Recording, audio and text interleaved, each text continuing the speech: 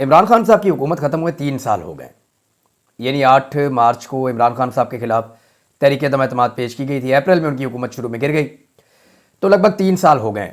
3 साल के बाद भी अगर आज आप वफाकी वज़रा की बात सुने, नवाज शरीफ की बात सुने, शहबाज शरीफ की बात सुने, मरीम की, बिलावल की, किसी की भी आप बात सुने, तो वो इमरान खान का नाम लेकर रोते रहते हैं। आप तमाम आदाद व शुमार उठाएं और जितने भी आंकड़े हैं आप इकट्ठे करें तो आपको पता चलता है कि इमरान खान का दौर मौजूदा दौर से बेहतर था।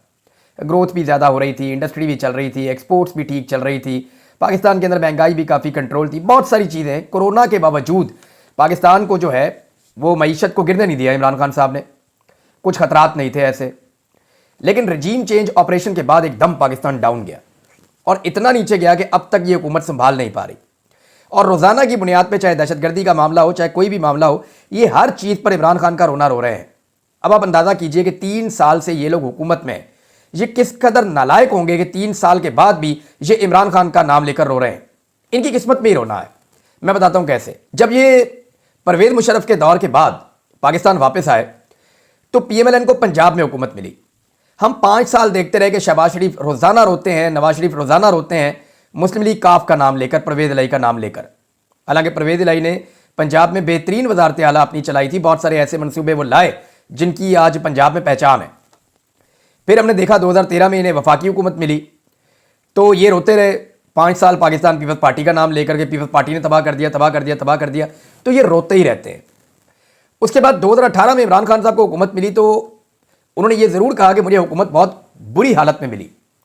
जनरल बाजवा ने हमें कहा था कि PMLN की हुकूमत जाते जाते मईशत के अंदर ऐसे गड़े खोद कर गई कि 3 साल तक आने वाली हुकूमत की कमर सीधी नहीं हो सकती थी, और ऊपर से कोरोना भी आ गया। और ये बात मिफ्ता इस्माइल साहब ने जनरल बाजवा साहब को बताई थी। जनरल बाजवा साहब ने बहुत सारे सहाफ़ियों की मौजूदगी में ये बात हमें बताई। अब हुआ ये कि इमरान खान साहब इक़्तिदार में आए, बजाय रोने धोने के उन्होंने काम शुरू किया। उन्हें बहुत मुश्किलात का सामना करना पड़ा, उन पर बहुत तनकीद हुई पहले ही साल में, लेकिन दूसरे साल से उन्होंने मईशत संभाल ली। फिर कोरोना के बावजूद उन्होंने मईशत को उठाया और 2021 में वो अच्छा परफॉर्म कर रहे थे और 2022 में बहुत अच्छी मईशत, दहशतगर्दी के मामलात हों या जो कुछ भी मुल्क के अंदर हो रहा था, सब कुछ पहले से बहुत बेहतर छोड़कर गए इमरान खान साहब। उसके बाद जनाब दहशतगर्दों को पाकिस्तान में लाया गया और ये फार्मूला था जनरल बाजवा का। इस हवाले से बहुत सारे गवाह मौजूद हैं कि जनरल बाजवा चाहते थे कि अफगानिस्तान से जो लोग पाकिस्तान से चले गए हैं ऑपरेशंस के नतीजे में, जो अस्करियत पसंद है, उन्हें वापस लाया जाए, पाकिस्तान में बसाया जाए। इमरान खान साहब को उन्होंने कुछ हद तक कायल किया, लेकिन इमरान खान साहब ने कहा जी ठीक है, ये अगर हम करेंगे तो ये पार्लियामेंट इसके ऊपर फैसला करेगी, हम ओपन डिबेट कराते हैं, इसके ऊपर बात करते हैं, ये बड़ा हसास मामला है, उन लोगों को लाकर अगर बसाना है तो ठीक है, मिलकर इसको काम कर लेते हैं, लेकिन पार्लियामेंट इसके ऊपर बात करेगी। इमरान खान साहब की पार्टी में इसके ऊपर इख्तलाफ हो गया, फिर इमरान खान साहब की हुकूमत गिरा दी गई। अब पाकिस्तान तहरीक इंसाफ के लोग ये कहना शुरू हो गए कि दहशतगर्दों को पाकिस्तान बिल्कुल नहीं लेकर आना। इसके लिए जो सबसे ज़्यादा आवाज़ उठाई थी वो एक तो उठाई थी मुराद सईद साहब ने, एक अली जैदी साहब भी इसके खिलाफ आवाज़ उठाते थे, फवाद चौधरी साहब भी इसके खिलाफ आवाज़ उठाते थे, और शीरी मज़ारी साहबा भी इसके ऊपर बहुत आवाज़ उठाती थी, मुझे अच्छी तरह याद है। तो इन लोगों ने बार बार कहा कि दहशतगर्दों को पाकिस्तान में लाकर ना बसाया जाए, लेकिन ये फार्मूला अपनाया गया, दहशतगर्दों को आने दिया गया। खैबर पख्तूनख्वा की उस वक्त की जो हुकूमत थी महमूद खान की, उन्होंने कुछ हद तक रजिस्ट किया, लेकिन बदस्तूर दहशतगर्द पाकिस्तान में आना शुरू हो गए पॉलिसी के तहत।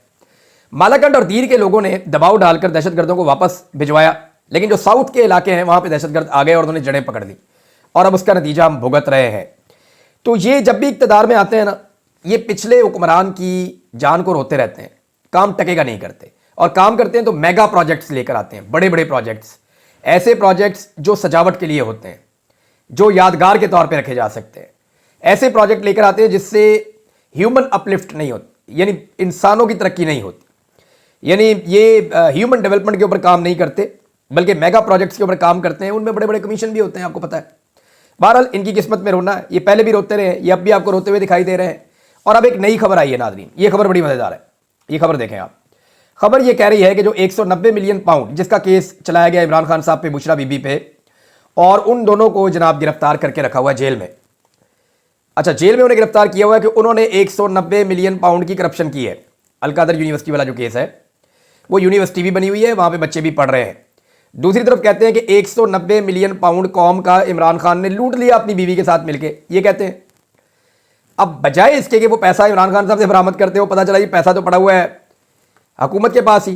اب اس پیسے کو یہ استعمال کرنے جا رہے ہیں کوئی دانش یونیورسٹی اور ایمرجنگ ٹیکنالوجی کے قیام کے لیے, کچھ اور تعلیمی مقاصد کے لیے کہہ رہے ہیں جی پیسہ نکال کے ہم استعمال کریں گے. اب دونوں میں سے ایک ہی بات ہو سکتی ہے نا, یا تو 190 ملین پاؤنڈ عمران خان اور بشرا بی بی کھا گئے, یا پھر اس 190 ملین پاؤنڈ سے یہ والی حکومت تعلیمی کام کرنے جا رہی ہے, یا ادارے بنانے جا رہی ہے, یا تعلیمی شعبے میں لگانے جا رہی ہے. دونوں میں سے ایک ہی بات سچ ہو سکتی ہے نا. ایک طرف کہتے ہیں کہ کھا گئے 190 ملین, دوسری طرف کہتے ہیں 190 ملین ہم تعلیم کے اوپر لگا رہے ہیں. بھئی یا تو وہ کھا گئے یا پھر آپ تعلیم کے اوپر لگا رہے ہیں. دونوں میں سے ایک چیز ہو سکتی ہے, دونوں چیزیں نہیں ہو سکتی. تو یہ قوم کو بیوقوف بناتے ہیں, لیکن ایک لیول تک کی چیزیں ہوتی ہیں نا. اب بیوقوف بنانے کے لیے جو ٹک ٹاکر ہیں انہوں نے کوشش کی جناب اسپتال میں جا کے ہیرو گیری کرنے کی, اور وہاں پہ جناب میں شکر کریں آپ کو اریسٹ نہیں کروا رہی. کیوں جی, آپ کیسے اریسٹ کروا سکتی ہیں کسی کو غیر قانونی طور پہ؟ ویسے کروا تو آپ سکتی ہیں, بے شمار لوگوں پہ آپ نے پرچے کروائے, آپ کے والد گرامی نے بے شمار, ان کے دور میں ہوئے پرچے, شہباز شریف صاحب کے دور میں بے شمار لوگوں کے اوپر پرچے ہوئے.